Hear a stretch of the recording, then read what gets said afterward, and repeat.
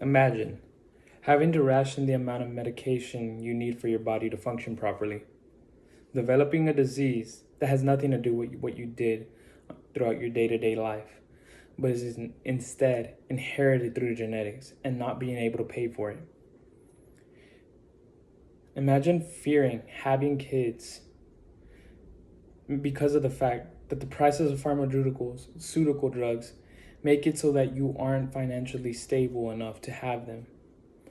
Many Americans are stuck with making huge sacrifices and working tirelessly in order to afford some of these prescription drugs, and are forced into a state of survival due to the unreasonably high prices. Though I've been fortunate enough to have outgrown my condition for the time being, I too was faced with these choices when I was a kid. I have asthma, and though it isn't as bad as before, when I was younger, I was constantly back and forth between my house and the hospital. The prices for my medication were so high that I had to make the medication that was supposed to last for only 1 month last for over 3. Since 4 per year was about the only thing that my family could afford at the time. However, I'm not here to persuade you into thinking that Big Pharma is bad. I'm here to inform you on how they're able to make the prices of these drugs so high, and then from there, you can form your own opinion on the matter. My first point is that there are 3 entities involved with price hikes in drugs in America.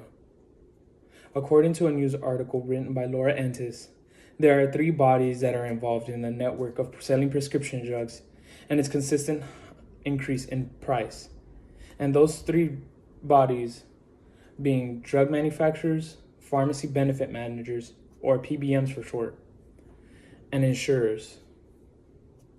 Drug manufacturers aren't held back by any type of regulation and only need approval from the FDA in order to manufacture the drugs that they put out.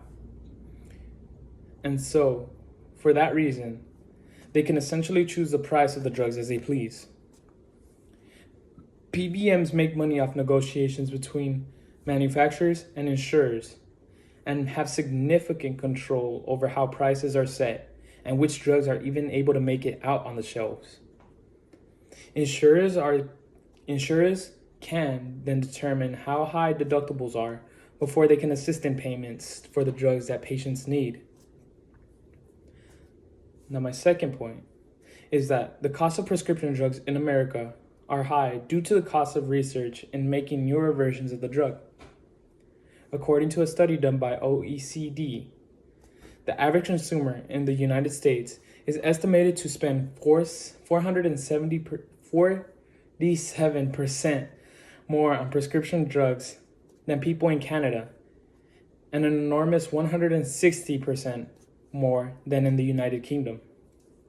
Despite paying a higher amount to use these drugs, as well as plenty of taxpayer dollars being used to fund research, drug companies argue that these prices are necessary in order to make more efficient versions of the drug. Now, my third point is that patents that are made in the United States make it so that drug companies or drug manufacturers are able to monopolize on the drug.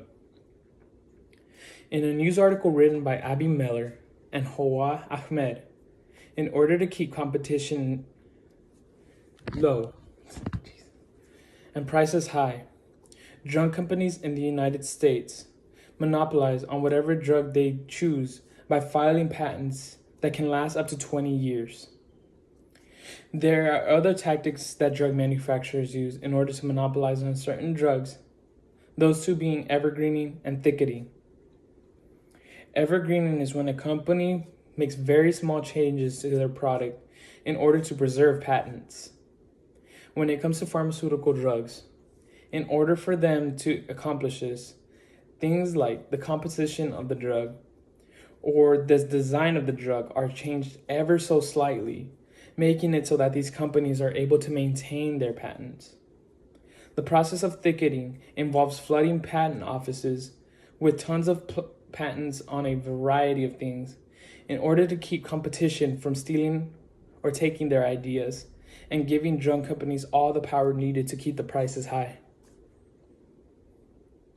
This is the process of how drug companies monopolize on pharmaceutical drugs. So there you have it. Drug manufacturers, PBMs, and insurers are instrumental in setting the price for drugs.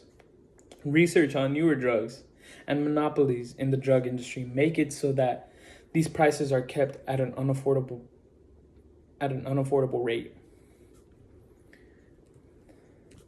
I would like to end off by saying that there is no price you could put on a human life, and it shouldn't be worth the price of a drug that's necessary for you to keep on living. This is Ricardo Ortega. Thank you for your time. Have a good day.